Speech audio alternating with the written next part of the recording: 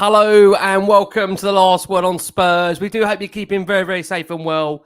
Let me just firstly say massive, sincere apologies from us here at the Last Word on Spurs. Look, you know we like to be fashionably late, but we are later than obviously what we've got planned here. We have got the wonderful Paul Gilmour joining us from Sky Sports very, very shortly. And look, it's just the nature, of course, when we do our shows like this on a weekly basis that journalists can be called anytime at any point to report on breaking news. Unfortunately, in our case, it's unlikely always for Tottenham, which is definitely not Paul's fault and it's definitely not the journalist's fault, but it's the nature that we are having to deal with here. Let me bring in firstly my co-host for this show, the wonderful Matty Hayes joins us. Matt, how are you, bud? I'm absolutely fantastic, Ricky. Great to be on the show again with all of you. And look, I'll be honest, I was sitting there waiting for Paul to tell us if Van de Ven and Tapsoba had both signed, but unfortunately it wasn't to be. But I'm looking forward to getting into the depths of that over the next hour or so. Absolutely, yeah. Like I say, thank you so much for standing by and waiting for us over an hour, guys. Thank you for all your incredible support. Right, let's bring in the main man of tonight, where there's been a lot going on in his world of football. And look, we have to say this to start with. It's not always about Tottenham, unfortunately. Unfortunately, there are other clubs that consist, and Tottenham isn't always the top of it, as we've seen so far during this summer transfer window. But we're delighted to welcome back to the Last One on Spurs. Been a while, busy man at the moment during this transfer window. We've got the wonderful Paul Gilmour from Sky Sports. Paul, how are you, my friend? Good evening. How are you? Sorry I'm late. It was classic reporter lifestyle, that a story about Alexander Mitrovic just breaking. But I guess it could have been worse for you guys. It could have been about Harry Kane, and it wasn't. So it's Mitrovic, and yeah, it sounds like a bit of a messy situation. So hope you're both keeping well. We are indeed. Paul, thank you so much for joining us. As you've mentioned there, it could have been a lot worse in terms of news being reported. But I think you'll know amongst the Spurs fan base, there's an eagerness to really see what Spurs are going to do with, of course, their time left of this summer transfer window. There's a desperate craving for centre-backs, defenders to help this Spurs team. Of course, they conceded up to the top 5 of the most goals in the Premier League last season. So it's an area that we need to address. But before we get into all that, Paul, I'm conscious obviously of time already here. So we'll just summarise if we can. Firstly, I want to ask you about the appointment of Ange Postecoglou. Of course, we had our first pre-season friendly yesterday. It ultimately ended in defeat to West Ham. But I think already Spurs fans were already being excited about the type of football, the brand of football already on offer. I just wonder, Paul, from the outside looking in terms of the appointment, what's your feelings about Ange Postecoglou as the new Spurs head coach? Well, yeah, I think it's good. I think a change of direction is probably needed at this moment in time, and that's what Ange Postecoglou gives Tottenham. He brings a talk of an attacking style, this historic, traditional view of Tottenham's style of play, and that will obviously get a lot of people on side. I know a big factor in the Antonio Conte appointment was to try and appease the likes of Harry Kane and other senior players, to make them believe that by bringing in, a renowned coach and a winner, that could happen at Tottenham. And so, of course, the idea was there to try and do that. But look, football, you can't predict what happens, and ultimately it didn't end well for Antonio Conte and Tottenham in that sense. So this is a manager who has a clearly defined style. He's in tune with Tottenham's values. I think it will take time to adapt as he gets the squad ready, but it sounds like he's prepared to give it a right good go this season. And I know kind of Rangers and Celtic players who kind of have fascinating stories about the extent of the pressure in that Glasgow fishbowl. And if you manage a club like Rangers or Celtic, you can cope okay with the scrutiny as well. So all in all, I think he's in a good place in his career. He comes in at a good time, and it seems to be a good fit. But of course, it always comes back to you can't predict what's going to happen. But I think you get the feeling that it can certainly be fun along the way this season. On the appointment of Postecoglou, Paul, the new chief football officer as far as Scott Munn has worked with him before. So we have to assume that he would have been involved in first of all, identifying Postecoglou as a new manager and also in getting that deal done. Do you think this could lead to Daniel Levy taking a step back from footballing operations? And I'm sure this is a question that we've been asking you for 5 or more years with how things have gone. But yeah, do you think that is something that could happen? And do you know where we stand on Tottenham's search for director of football as well? Yeah, Matt, first of all, on Levy, I think that would be his ideal scenario, that he can just take that step back and put a real trust in his football team. And that's something they are trying to build. So the director of football process is very much ongoing. I think Tottenham obviously taking their time to identify and then negotiate with the potential candidates, the right candidate, getting somebody who will come in and immediately slot into that setup, working with Ange Postecoglou and Scott Munn when he eventually does start. So I think it's been well documented that a big part of this role for director of football will be data driven. It's especially around recruitment. I think trying to fall into place with what other clubs. I don't like making comparisons because I think every club's different. But if you look at a club like Liverpool and what they've done over the years, they've done that so well in terms of using data and the sort of the cutting edge technologies and just having every department pulling together in the right direction at once. And as much as every club wants to do that and try and do that, it doesn't always happen for a variety of reasons. So I think that will that process is ongoing. The director of football, of course, will report to Scott Munn. He still hasn't started yet. We're led to believe that's been held up at the Manchester City end. So Munn will, when he eventually starts, will oversee everything football related. The director of football naturally will look at a lot of the recruitment.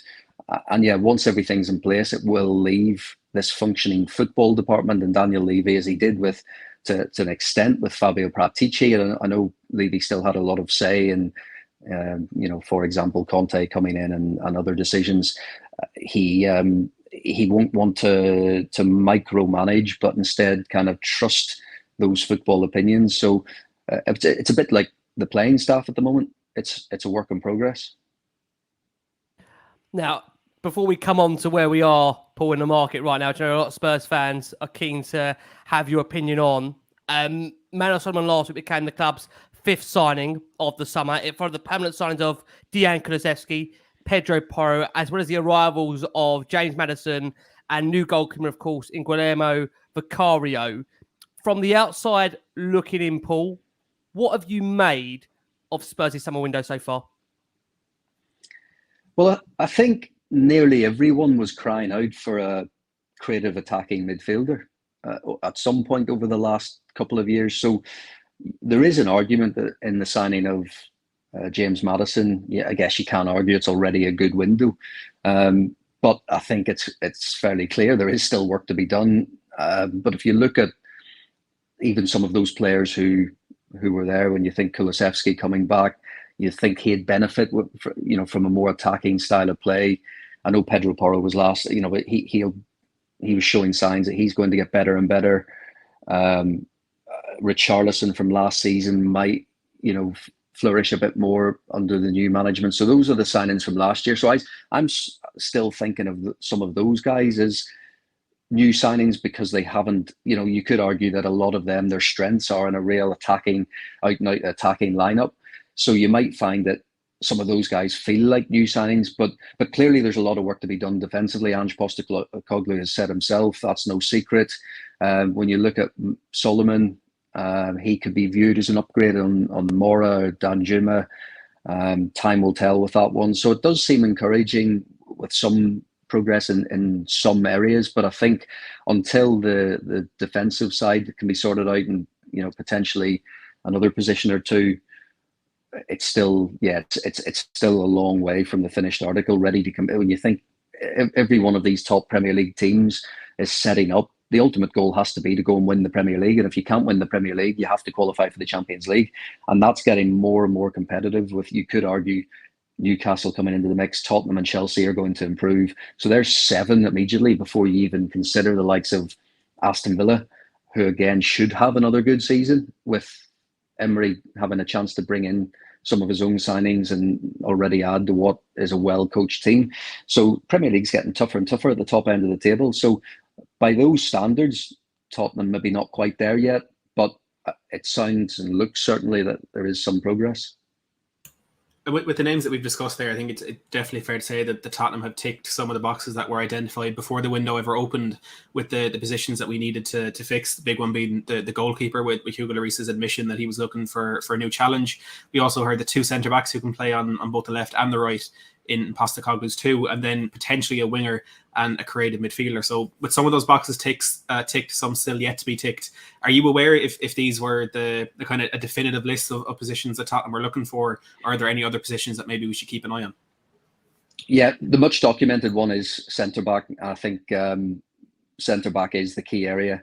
More than one centre-back as well. I wouldn't be surprised to see another central midfielder come in, but I'm led to believe that may depend on outgoings in that area, in that position in particular. So immediately Hojbjerg comes to mind, because I think that Atletico Madrid interest is very real, and there have been kind of initial discussions amongst agents about that, and it could well happen. It could be that he departs. Obviously, nothing's imminent with any player, especially the ones on tour.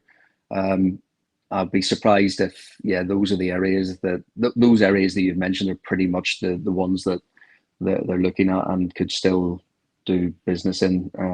But yeah, again, a lot of factors at play, because it is a big squad at the moment. Paul, I'm going to jump into some of the individual players that are out there at the moment that are being mentioned with either leaving Tottenham or potentially coming to the club. We've got the England under-19 international Ashley Phillips being one prominent name that's risen his head in the last 24, 48 hours. Yeah, we understand his Spurs are set to trigger that $3 million release clause in his contract at Blackburn. And again, he's a player that comes with a very high pedigree. I think it'd be good to get your take on it, Paul, whether this is just one that's being seen for the future, or as you alluded to there, if you're saying Spurs looking for more than one centre-back, are you considering him in your potential centre-backs there? Or, again, tell us, is this one maybe for the future?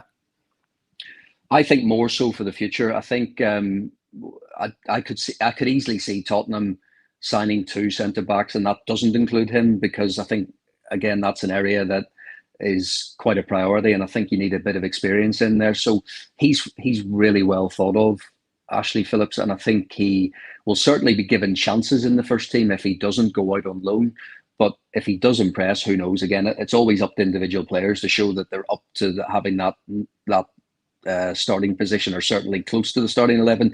But if not, he certainly feels like one for the future. He's still a teenager. How often do you see kind of an 18-year-old centre-back come in for a top 6 or 7 Premier League club? It doesn't happen too often. As I might be forgetting somebody obvious, but I don't think it happens too often. So they definitely, they really like him, and he will, they hope, develop into somebody who will be in the first team for years to come. But yeah, clearly I think the brief at the moment is to target still a couple more experienced centre-backs. Before Matt asks you about those experienced centre-backs, Paul, can I just quickly ask you, just to follow up on that, how far down the line are we with regards to Ashley Phillips? Do you expect this one to be announced in the coming days? Are we that far down the line as far as you understand? Yeah, it's pretty advanced. I think he's booked in for a medical. I meant to check up on this tonight and see if there was any kind of update on the status. But the last I heard, I think he was booked in for the medical. So that's fairly advanced. Just to dive a bit more into those senior centre back options, it's no secret that Spurs have to improve that defence. We conceded 63 goals in the league last season, which was the worst defence in the top 14. And Ange Postecoglou himself has been asked about improving that defence, and he said, "I think that's definitely our intention. We've been working on it for a while, and we'll definitely try to get it done as quickly as possible." And two names that I've already mentioned, and Edmund Tapsoba from Bayer Leverkusen and Mickey van de Ven from Wolfsburg, seem to be the two main options. We've also heard about Tosin Adarabioyo from Fulham and Clement Longley coming back in from Barcelona on a permanent deal. Can't be ruled out just yet. Do you know exactly where we stand on that defensive front, Paul? And do you think it's possible that we sign both Tapsoba and Van de Ven, depending on who is shipped out this summer? I certainly wouldn't rule out both signing. That's not me saying both will definitely sign. I think because there's a lot at play. Clearly, negotiations have happened and are continuing to happen with both players and their clubs, but there is other interest in the players as well, and we know that transfer deals can be long, drawn-out affairs. There's setbacks, but also there are breakthroughs. So the latest info is that the talking hasn't stopped with those two players, but yeah, I wouldn't rule out the possibility of signing both. It could happen, but equally it might not. I do think that the two there will be two experienced centre backs. I just have that feeling that two will come in, and of course, again, we talk about the big squad and maybe some of the outgoings that we'll come to later. It just might depend on just shifting on some players as well. Is your feeling, Paul, just on the basis that I feel many Spurs fans want this defensive saga to come to an abrupt ending? Would you be surprised if it's not the next signing Tottenham make? In terms, obviously, we know Ashley Phillips is one that looks imminent. But would you imagine this will be the prominent exterior Spurs have to get over the line, given the fact that we're already on the tour, we're already into pre-season? You would imagine that Ange Postecoglou would like these players in to work with the squad, work with a new goalkeeper. Sure, that has to be the priority next, would you imagine, Paul? Yeah, that is the priority, but I think the market dictates what happens next. That, for example, if all of a sudden there's a bit of a clear out in midfield and a target central, a midfielder on their list of targets gets done quickly, then that position could be announced first. It just depends on the market. But you're right in what you're saying about it being a priority. The club is already on tour. The season starts in less than a month, so of course any manager wants the full squad. But I think he's also under the impression, and has said so, Ange Postecoglou, about it not exactly being a quick fix either. So there may have to be a degree of patience in terms of just getting some of these deals over the line. But I do think the club is doing everything possible behind the scenes to try and make some of these deals happen.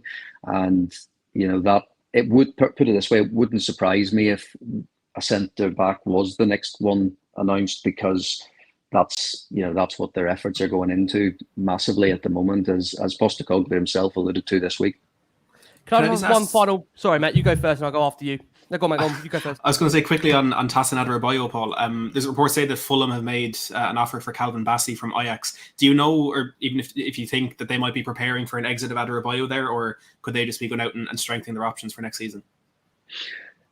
No, well, that could have that domino effect, as we like to talk about in the transfer coverage. He is a player who was maybe out of favour at Fulham last season, or maybe didn't get the minutes that he thought he was going to get, and of course there were different factors at play with that. But I also think that could have an impact, because naturally Fulham will want replacements for any outgoing centre back, and so that very much is a sign that there could be. I mean, I've no new information at the moment of any progress on that deal, but again, it could be one of those that if any of their other targets don't come off, or they're not having much luck, or they've decided to go to another club, and that's, again, we're not hearing that at the moment, but if it's just a case of good planning to have as many different options open at the one time.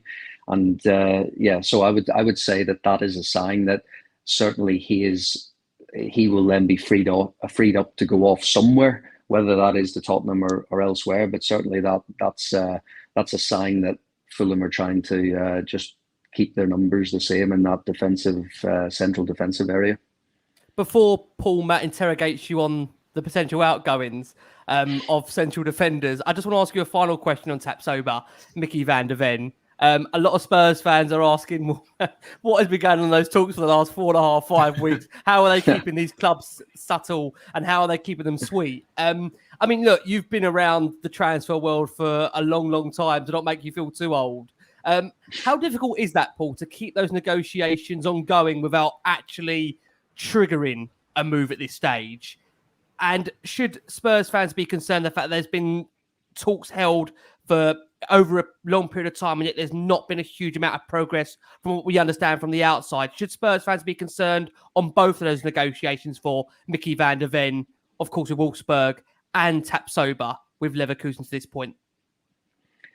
Yeah, I think it's just pretty normal. Some deals just get done because the buying club and the selling club are more aligned in their values of the player, and the player really wants to go and has agreed personal terms, or certainly has an idea of the personal terms, ideally with the permission of the selling club. And those are the transfers that get done quickly, and you hear about those all the time. But equally, for every one of those, there will be one where valuations are apart, or the player has options and is considering options from other clubs. And so there's a lot more that does go into that. Sometimes clubs can agree a fee for players, and then the delay becomes talking to players about personal terms, or whether they are weighing up other clubs. But in this case, we haven't got to that stage of. We haven't heard that we've got to that stage of Tottenham agreeing a fee with either player. So that just means that again, you can adapt this to any transfer that's ongoing at the moment. I know that I know you guys always don't necessarily want to talk about Harry Kane, but if you take the Harry Kane situation, that's all that stuff is going on in the background. Those negotiations are happening, and that's the kind of thing that's happening with other players as well. There's just all of these factors at play, and eventually, if clubs get aligned on their value, that's the real breakthrough. And until that happens, they're kind of going back and forth or trying to work out ways that they can maybe add certain clauses into the deal, or performance bonuses, or whether Tottenham pay a certain amount if they qualify for the Champions League, etc., etc. So all of those kind of things just come into play, and it just leads to kind of these prolonged discussions. I think that's just where we're at the moment with those players. Excuse me. Should we be concerned, Paul, about potential hijacks for Van de Ven and Tapsoba? Because you're looking at Mickey Van de Ven. He's 22 years of age, a left-footed centre back, which is so highly sought after in the game in the modern age. Eben Tapsoba, 24 years of age. They're both young, both have a little bit of experience behind them as well, and very good centre backs in that modern game. Do you know if there's any other clubs that would be interested in the two of them, and if we should be concerned about them maybe going to different sides? Yeah, I think there is. We've been told there is interest in both of those players, a lot of interest. So I think what happens when that emerges, then it almost makes the negotiation a bit more tricky for the buying club, and the pressure's on a bit more to get the price right, and there's a bit of cat and mouse going on between all interested clubs, and trying to impress the selling club and trying to get to the best deal. And then of course you have to take into consideration what the players want, and we have no indication of that yet, which is the preferred club or clubs for each of those players. So but there's no doubt there's interest in it. So as long as that happens, and that is the case, of course there's always a chance that these things don't get followed through and teams lose out. It happens all the time, and teams, what recruitment teams and what clubs do is simply move on to the next target, and that's when a recruitment department is well organized and they have plan B, plan C, and of course that's working together with the head coach as well, and all of that kind of thing. So Tottenham is not a situation at the moment, even though there is no director of football. I think there are still very capable people in the football club at the moment that are working on that. So I wouldn't be surprised that Tottenham do have those backup options should this not happen. But as long as talks are ongoing, you always have that feeling that anything could happen. And look, if we are to strengthen in that centre-back position, whoever it ends up being, you'd have to assume that Spurs will need to try and move out some of the defenders in that 36-man squad. And Davinson Sanchez, really the only one that seems to have a little bit of movement. We've heard interest from Galatasaray in the last week or so, and in the last 24 hours from the French side, Strasbourg as well. Played a little bit of an important part at the end of the 21-22 season, but really was on the periphery under Conte, Stellini and Mason last season. Also looking at Ben Davis, Eric Dyer, Clement Longley, whether or not he's going to be coming back, with Rodon and Tanganga as well. There's so many options that we have in there that for Spurs fans at the moment probably aren't a preference for us, but we know Postecoglou is taking a look at them. Do you expect to see an exodus in that defensive area, especially now that we're going to be playing two centre-backs instead of three?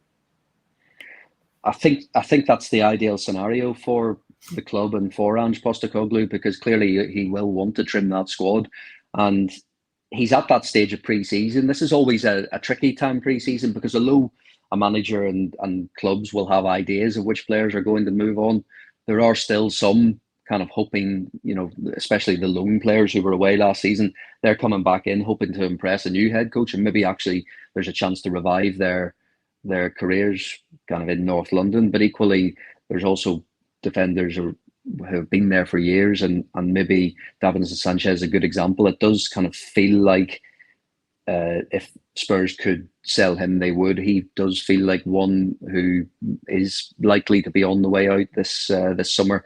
again, if the right buyer can be found. But there will come a time. You're seeing it with Chelsea a lot at the moment in terms of clubs having to be ruthless if they want to trim down a squad and want to move on players. So sometimes, again, that can take a bit of time, because the buying club will see that situation and maybe come in with a lower offer, and again, that's just adding layers onto the negotiation. So still at a stage, Ange Postecoglou's assessing players while they're all there on tour. It's a chance to impress, but those numbers at the moment won't add up. We know Eric Dyer is keen to impress. He wants to stay, and he's convinced that he'll be better this season after overcoming the groin injury. I guess it's very easy to forget sometimes that players are human, and then they do get affected physically by injuries at times, and that's what he believes. He thinks he can have a good season under a change of management, and it might just, if you think about it, Tottenham did soak up a lot of pressure last season, and there was a lot of pressure on those defensive players. So if they are going to be more on the front foot, attacking wise, it might be this system set up to help those defenders contribute as well, and take some of the pressure off, especially if Tottenham can get implement that style of play quite early on and get it right. But you some of the names, I think Rodon, Tanganga, you get that feeling that maybe vulnerable as well to a sale. But again, I keep just going back to this point of, in this stage of pre-season, there'll be a lot of people trying to impress, and so what we don't know yet is the emergence of great performances from somebody that Ange Postecoglou thinks, right, you can play a role in my system. Yeah, I think a lot of the points that you made there would probably apply as well to the wing backs and fullbacks. So I might just ask you about a few of the specifics there. But with Sergio Reguilon coming back from a disappointing loan spell at Atletico Madrid, you have on the left-hand side there as well Ivan Perisic, who has been heavily rumoured to maybe be returning to Croatia to join Hajduk Split. And you also have Ryan Sessegnon, who was attracting a lot of interest from Nottingham Forest, Crystal Palace and Fulham, to name a few clubs, before his injury setback, having surgery on that hamstring problem that will keep him out until the opening months of the season. Do you think that, again, we know those players will be given a chance, but do you think there's any players in particular there that we could be expecting to see moved on this summer? It feels like, again, I have to just say it comes with the caveat of, I've said that enough, with players wanting to impress. And at this stage, is there something that happens that we don't know about? But it does feel Perisic could be, it does feel like he could go. Someone like Jed Spence, who was, I think he was a club signing. Possibly Antonio Conte liked to make that point. I think he told you that, Paul, more than once, didn't he? We got the feeling he was a club signing, and that might be. I think any club signing, the club naturally wanted them to do well. So Jed Spence might, come in and have a chance to impress. Sessegnon, unfortunate with the injury, and maybe was vulnerable before that. But again, we'll probably also have the mindset. He's one of those players I think will have the mindset to, want to impress the new manager. And that injury has just come at a horrible time for him. And you've got to feel for him with that. But you then look at, going back to the likes of Porro, Emerson, there were signs with those two players in particular that, real progression, they might benefit from a more attacking style of play. We saw glimpses of that towards the end of last season. Reguilon's an interesting one, actually, because again, I can't see it, but we haven't heard anything yet that he wants to stay, or we're still waiting to see how that emerges, because he's on the tour, obviously, and again, it just might be that he's one of the ones that Postecoglou likes, but clearly, you do the maths there and the numbers don't add up, so something has to give. And if you had to pick players that are moving on, probably Reguilon and the likes of Perisic look, most likely at this moment in time. Can I ask you, Paul, just on this point, because I think many will be interested to know this, that we've mentioned the fact, and Matt's mentioned it, the fact that it is a bloated squad. It's a 36, 37-man squad if we put Lloris in there as well. Do you think it's a concern, Paul, that Spurs will have to let players go before they can bring players in? Have you had that indication so far at this stage? Yeah, we have. We've heard that, especially in that midfield area. But that you could apply that to the defensive areas as well. But unless I get the only difference with the defence is I get the feeling that is such a priority. I get the feeling that they need to sort that out. Whereas if they don't sort out the midfield, it can maybe wait to another window, or that they have options there that can get them by. Whereas defence does feel more urgent. So certainly in the midfield area, we have been led to believe that I think there may have to be a departure before someone else comes in. Okay, interesting. We talk about the midfield there.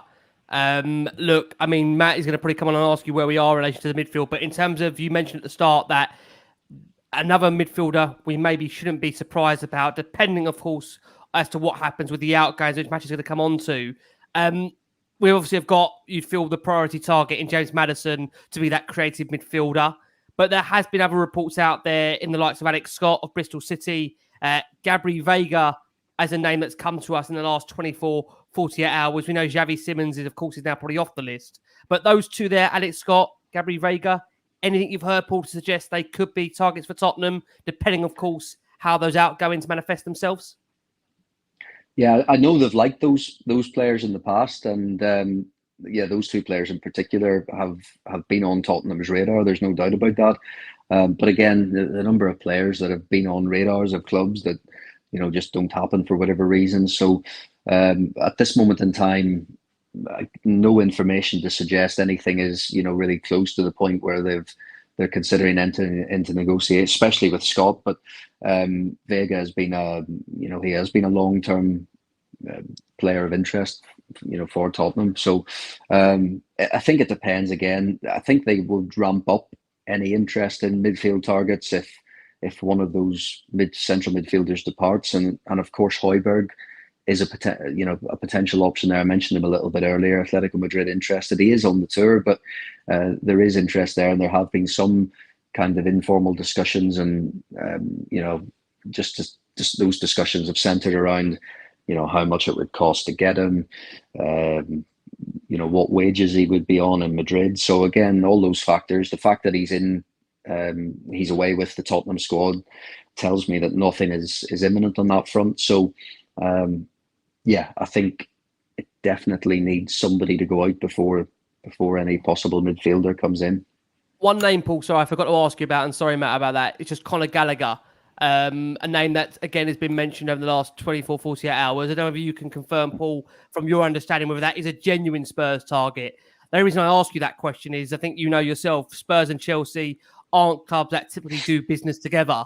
Or should I say remotely, although Matt did very kindly remind me on the last show, you have to go all the way back to a certain year to find the last time Spurs did business with Chelsea. But I just wonder, on Conor Gallagher, from your understanding, is there potential interest from Tottenham at this stage?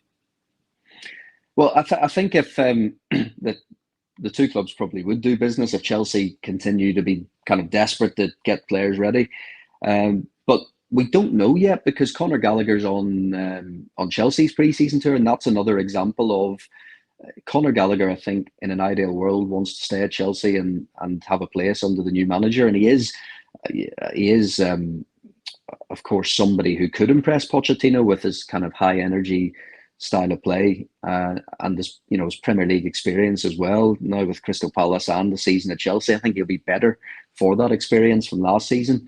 So again, we're at that stage of there has been interest from Tottenham and Conor Gallagher in the past, but again, there's been a lot of interest from a lot of Premier League clubs in Gallagher, and he hasn't quite moved on from Chelsea. There always seems to be a lot of noise around him, but I think he wants to try and stay at Chelsea if possible. If that doesn't happen, then very much so it comes into play. And I would say that there would be no issues around Chelsea and Tottenham doing business if it comes to that, simply because if Chelsea then make the decision and the player is happy to accept the fact that he's not part of the plans, then Chelsea are being ruthless at the moment in terms of getting money in and lowering the numbers in their squad.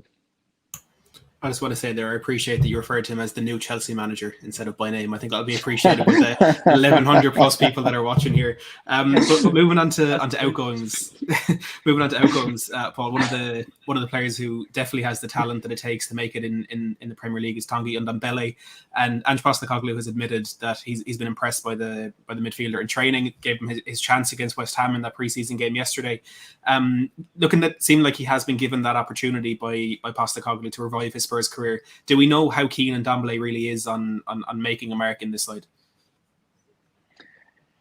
Yeah, well, I think he's his position's not clear, but I think the club position is that he has been given every chance to impress. So if he wants it, it's there, and if he can come back a more mature player from his experience on loan and adapt to the bit better to the Premier League than he did the last time, in a team that again might be just well suited to him. I think. Sorry, I just got distracted by the comment there. He'll be a former Chelsea manager in about 18 months. That's harsh. But the history does say it might be quite accurate. But yeah, I think with Ndombele, he's the style of play could well be set up for him. So I think the opportunity will be there for him if he wants to take that. I mean, like I say, Paul, if we turn our attention, you mentioned him a number of times at the moment, Pierre Hojbjerg, but a colleague of his, Giovanni Lo Celso, it's quite interesting that when we watched the pre-season game yesterday, he looked like a completely different player. And again, it's only 45 minutes. It is only pre-season. And I think, again, the thing with Lo Celso is that he's a player that would really maybe fit into the Postecoglou system of being, obviously, of course, one of those number 8s that he's after. So I just wonder, Paul, if you've heard anything with regards to Lo Celso. There were some murmurings that I think there was interest from Aston Villa. There's been interest from Spain as well. Is there a possibility that Lo Celso stays at the club? And also, we have heard some rumours today that Pat Sarr, there has been some reported interest from France for him to go on loan. Do we know where we are with regards to those couple of midfielders at this stage? Yeah, Sarr first. I think that is likely a loan move because, again, I think he just wants a lot more of experience in that central midfield area. So, Lo Celso, whether he's playing in a deeper role or whether he's playing more advanced, does fall into that category of experienced players. But at the same time, there is interest from Villa. I know Unai Emery really likes him. But nothing has kind of emerged so far that would suggest that there's any real debate. I don't think it's quite advanced, but I just get the feeling that, and I could be proven totally wrong in this, but I just get the feeling that Lo Celso will be one of those who does move on, because of maybe they just have to get rid of players in those certain areas, and he would fall into that category of players having to go. So they have to make those sales from somewhere. And so again, they're going to have to be pretty ruthless on that. But yeah, there is a lot of interest kind of in him from at home and abroad as well. We touched on Hojbjerg there a minute ago, Paul. I just want to go into a bit more depth in that because I think for me, I don't know if Ricky and the viewers will agree, but it's not a player that I particularly saw as one that Spurs would try and move on this summer. In how this one has materialized, do we know if this is Atletico Madrid coming in and saying we want him and we're willing to pay whatever money you want, or is there maybe in a Postecoglou system he doesn't see Hojbjerg fitting in, or is the player keen for a new challenge? Well, this happened quite early on, didn't it? The interest and all of this talk about Hojbjerg to Atletico Madrid, it happened, even I think maybe towards the end of last season. So it's difficult to know exactly. All I know for certain is that these discussions have been held between kind of agents to find out the numbers, and the next thing I heard after that was that Hojbjerg was off on tour, which tells me that again there's a bit to go if that interest does manifest itself into an actual bid, or maybe there is a difference in valuation. So yeah, all I know on that at the moment is that there is interest there, and he's with the party, the travelling party at the moment. So he'll be like everyone else. He'll be there in front of the manager, and I think some of these things, with Højbjerg in particular, because that kind of interest from Atletico Madrid came before Postecoglou came in, there may be just that. Postecoglou may just be, impressed with him in pre-season and saying to him, look, I do want you to stay and be part of this. So that's what we can't work out yet, because obviously that's right in the middle of that crucial period of pre-season at the moment. We're only in the first few days of it. And so I think the storyline of Højbjerg will emerge in the coming weeks when it becomes clear where all parties stand on that, because if all parties are quite happy for that departure to happen, and the fact that some initial talks have happened would suggest that the player would be open to the move. Højbjerg in this case would be open to it. What we don't know is, yes, he might be open to Atletico Madrid, but is he also open to continuing with Tottenham as well? So I think all of that will emerge, but there definitely is something to keep an eye on there, because again, that's just all happening in the background. Can I ask you, Paul, just on the Højbjerg situation? You've said dated interest has gone back quite far, even before Postecoglou has come through the door. Given the nature of the player, that last season, whether fans like it or not, he was featured heavily in that first team. And we've mentioned the fact that tonight there's a possibility of Sarr going out on loan. I know they don't play predominantly the same role, but if Spurs are to let Pierre-Emile Højbjerg go, would you imagine they will be looking for a direct replacement to come in? Or do you think, well, they've got Basuma, they've got Skip in that midfield, of course, that Maddison's coming into a different area. Do you think with Basuma there, that's enough? Or do you think they will go out and actively look to replace a profile of player similar to Højbjerg potentially, but maybe you can be a bit more expansive to the way Postecoglou wants to play his football? Yeah, whether it's a complete like for like, or whether it's just like you suggested there, Ricky, about it just being somebody with similar characteristics, but maybe a different profile as well. I think there is that potential for another central midfielder to come in if they lose numbers in that area. So yes, it could happen, and the unknown is Ndombele and whether he is added to that midfield, along with, of course, Bentancur when he comes back. What a loss! I'm sure you will all agree he has been when you think back to the end of that season a couple of years ago when you were qualifying for the Champions League. That final day victory at Norwich, and the football that was being played was close to Tottenham being entertaining, and you could see Bentancur around that time, that end of the season, was really starting to enjoy himself in the Premier League. So what a loss that was at that time. So he'll just feel like a new signing when he comes back into it. But I certainly wouldn't rule out another midfielder coming in if they lose numbers in that area.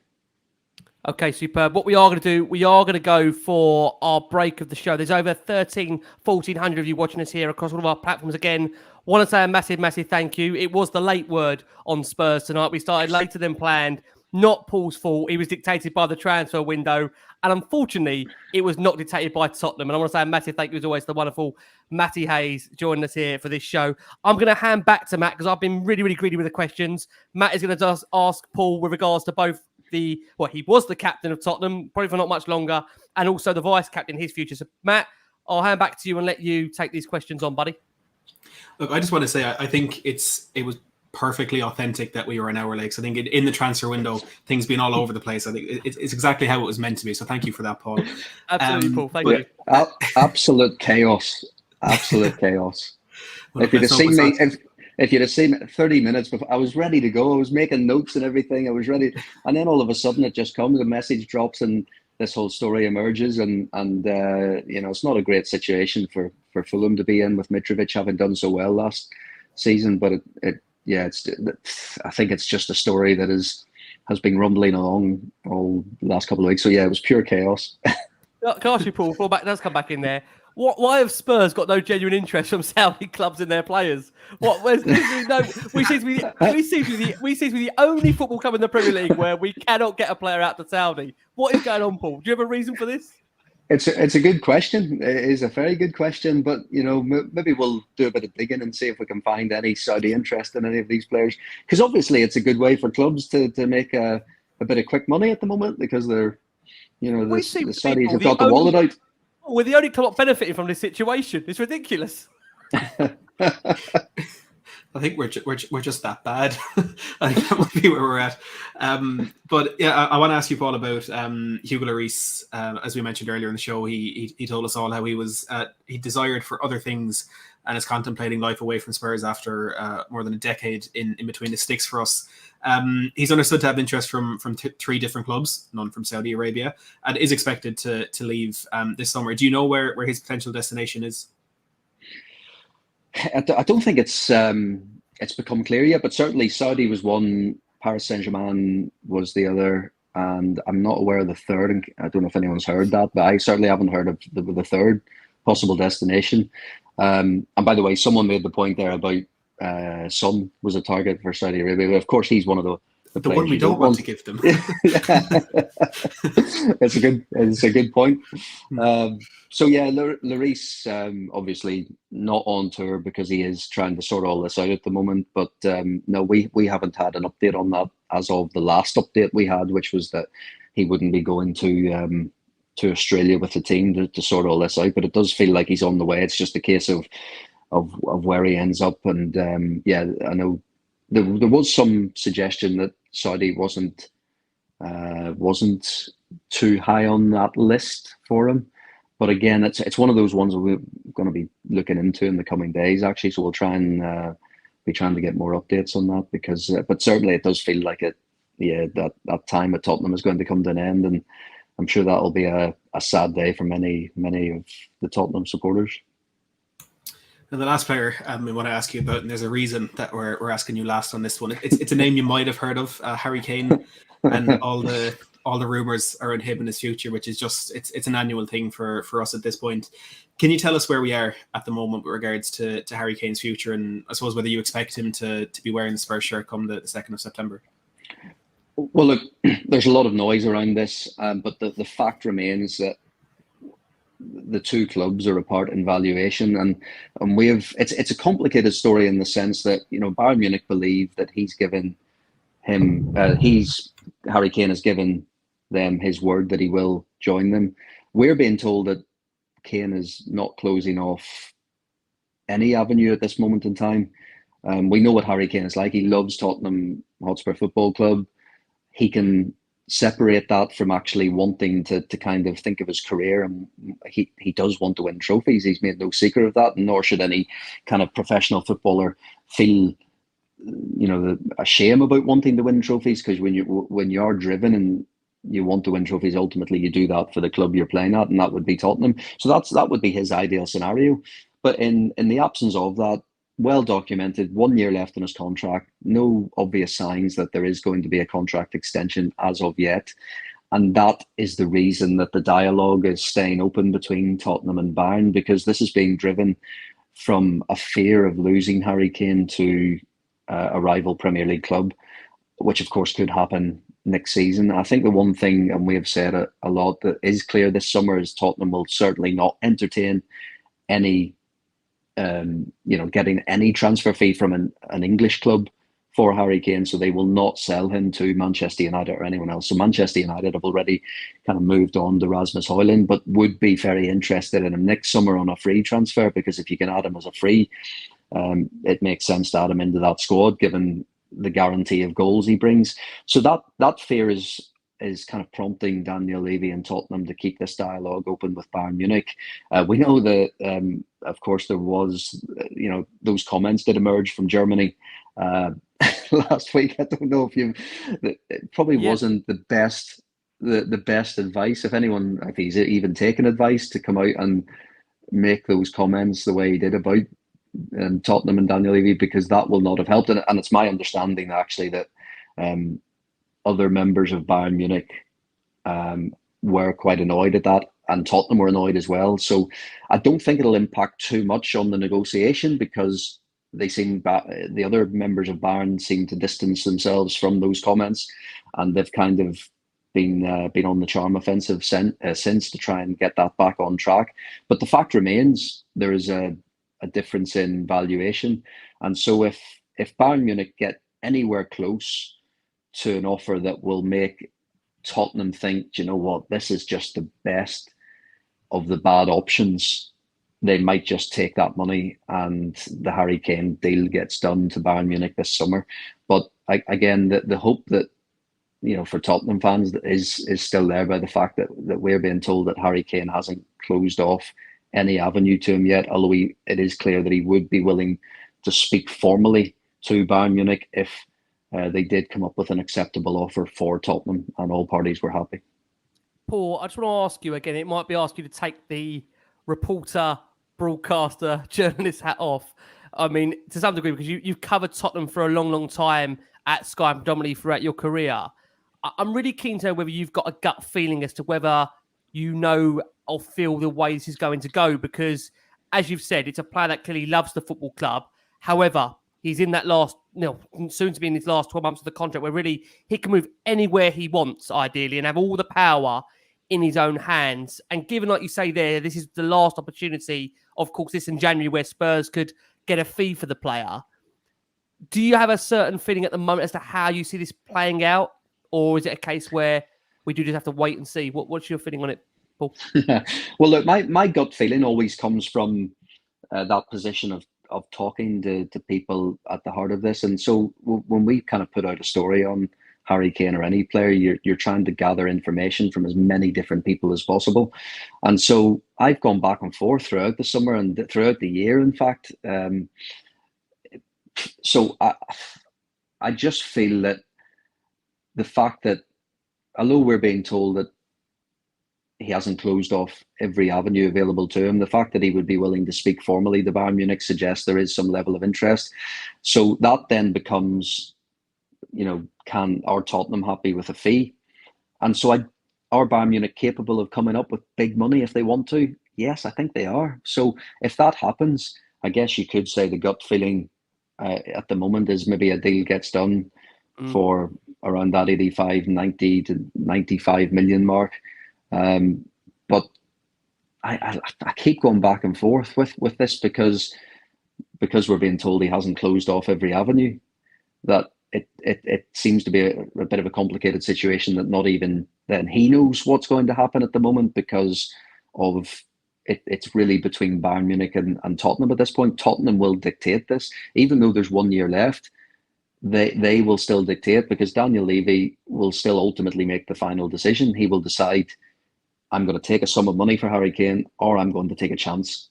Let's see if we can integrate him into the team. Say integrated, not that he's out of the team. He's getting on with things as normal. He's going about his business. He's training. He's working hard. He's doing all the things a professional will do. But it's, if the season starts well and they can, and Harry Kane's still there, they can maybe show him, maybe there's a belief that they can show him that this can be the right place. This, yes, look, we tried to get Mourinho in, Conte in for you, to try and show you that this club can win things. And yes, it didn't go right, but maybe this way, it's a different profile of manager, but it's going back to try and getting the best out of those attacking players at the club. But yeah, I can't stress enough, my gut feeling keeps going back and forth. But I do just wonder, I just think Bayern Munich are capable of coming up with the money if they want to, but just in the stage at the moment where it is that kind of really painful negotiation going back and forth. That meeting in London last week, there was no real progress made. It was the information that we're told on valuation. And then it just comes down to really how desperate Bayern Munich want to bring in this guy who will guarantee them next season, what will we get, 25, 30 goals, more than that in the Bundesliga and Champions League between them.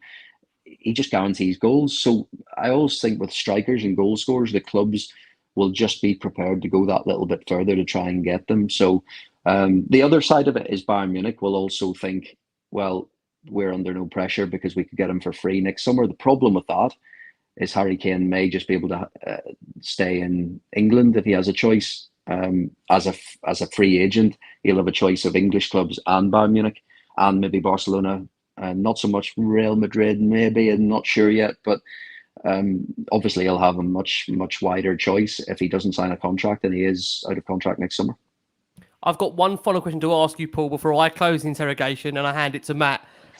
I know it's a difficult one to ask you this, Paul, because ultimately the club are not going to want to divulge any of this because ultimately they want to keep Harry Kane.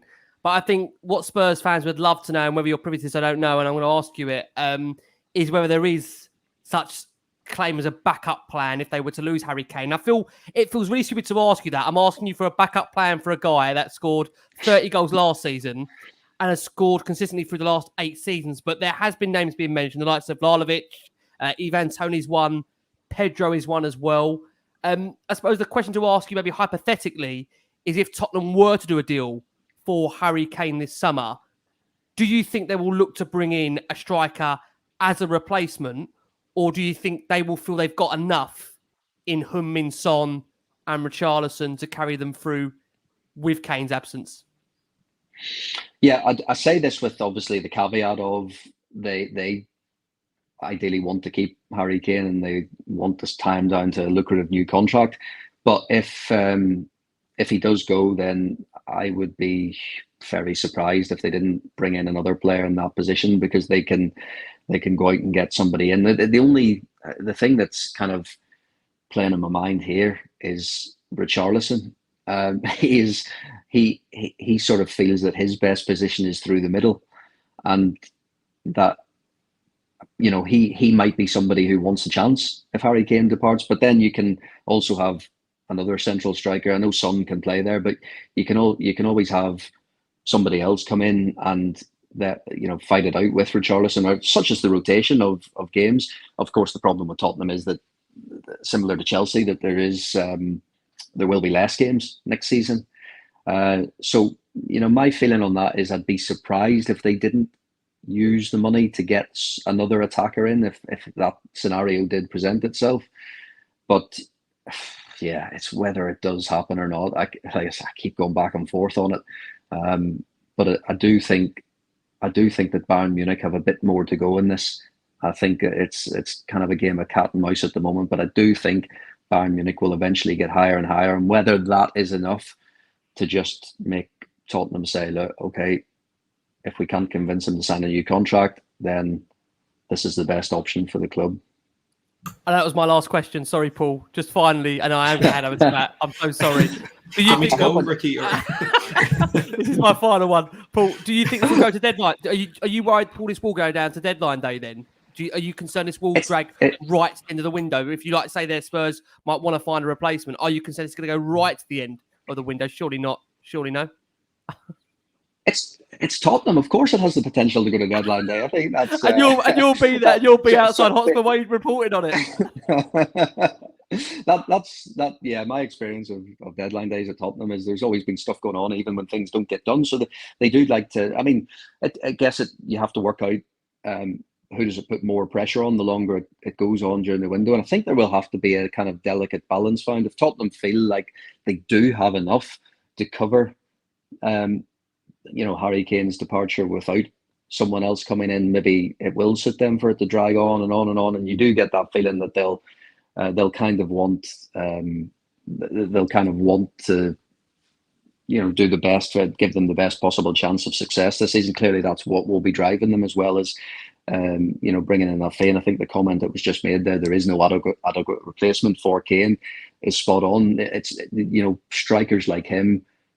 They don't grow on trees. They're just completely unique in world football. These guys who are just, Harry Kane, from a purely goal scoring point of view in his all round game, is a joy to watch. He just knows where the net is, and that is priceless. That really is. So all of these things will be flying around the heads of those at Tottenham, and I just think they'll just keep doing everything they possibly can to keep him. But if it comes a point where we're being told that Kane, is suddenly going to close off some avenues, and one of those avenues is signing a new contract, well, for me, if that happens, there will be a transfer fee paid for Kane, and he will go to Bayern Munich, because I think that's as I said earlier, that is probably the best of the bad options for Tottenham. But that they won't stop trying to get him to sign that lucrative contract. I just want to thank you, Paul, for that detailed answer, because I'm in the exact same boat as you, where my gut feeling goes back and forth all the time. Like, I've definitely done it at least 3 times this summer, where 2 tweets in a row for me. One is I think it's time for Kane to go. And the next one is me giving out to Uli Hoeneß saying he's not going anywhere, get away from our striker. So it's to kind of in a situation where, like you mentioned, that Kane himself probably doesn't even know what's happening. It's great to get that insight into all the different kind of potential directions that that this one could go. But you can breathe now. The Kane talk is over. But there are two final questions that I want to ask you. The first one is what do you think will constitute success for Ange Postecoglou's team this summer? And the second one is my favorite question. I definitely asked it to you last summer as well. But how many players do you think that Tottenham will sign from now until the end of the window? Matt, first of all, for the record, I hope Kane does stay, because I think he'll be a massive loss to the Premier League if he goes. I just want to say that, because honestly, it's such a joy watching him play football. But yeah, I think in terms of what would be success for Tottenham, I think any top 6, top 7, top 8 club, whatever you want to stop with that. Certainly the 6 or 7, when you include Newcastle, bring Newcastle in, that has to be Champions League football. That has to be the aim every season, minimum. And if you're not targeting that, then that's I guess the time where you stop thinking like a big club. So I think that has to be the minimum target for Tottenham this season. And of course, if you add a trophy along the way, whether it's one of the, it has to be one of the League Cup or the FA Cup, that's obviously a bonus. The cup competitions are a lot more unpredictable. So many more things can go wrong in the cup. You have to have a little bit of luck along the way. So all this talk about, you want to win trophies, and sometimes luck can have an impact in that. So if they can qualify for the Champions League first and foremost, I think that would be a good season.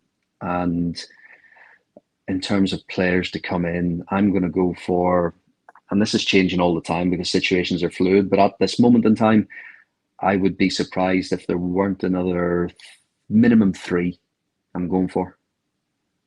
I like that answer. I like that. Cool. What I always do in my head when journalists give these answers, you say 3, I hear 4. I always just add a little bit 1 there, just for my own excitement. Paul, I want to say a massive thank you, mate, for coming on tonight. We've had to battle live breaking news on Sky. Such is the nature of your job, my friend. I don't know how you do what you do. Thank you so much, Paul. I know for certain you will be outside Hotspur Way at some point during this summer transfer window. I only hope, Paul, for the right reasons. Forgive me for saying that. I hope it's only for the right reasons you're there, not the wrong reasons. But where can everybody find your coverage that you're doing for Sky right now and throughout this summer window and beyond that, Paul? Where can they find all the wonderful work you do? Yeah, so on Sky Sports News and also our kind of digital platforms as well, we'll have kind of any updates. And yeah, hopefully from your perspective, you don't see me standing outside, Bayern Munich Stadium or training ground, because that'll be a bad sign. No. Wow. I mean, look, I genuinely hope they won't send you to there. I mean, God, I think I say it's a difficult summer, isn't it? I mean, I say I know for you, you've covered the club for many, many years, and we're talking about not only for Harry Kane, he's the poster boy of the football club. You can't imagine a bigger player to move really for the club in recent history, to be honest with you, due to the stature of the man, and of course him becoming the all-time goal-scoring great for the football club. So it will be interesting. It's not really interesting. It'll be hard to see how these next few weeks play out. Well, thank God it's less than months to go. Matt, you'll be with us every step of the way, my friend. Thank you so much, Matt. It's always an interesting show. And as always, Paul, give us a lot of insight, Matt. Yeah, absolutely. I always love these shows. And I obviously have to thank you, Ricky, for giving me the opportunity to be on here with people as insightful as Paul. And Paul, thank you very much for your time and for putting up with our questions. Cheers, guys. I appreciate that. No, listen, our pleasure is all ours. We're pleased to say, Paul, for you, the interrogation is over. From myself, from Matt, guys, we've been the last one on Spurs. Thank you again for all your support, and thank you again for being patient with us during the start time. As always, keep safe, keep well,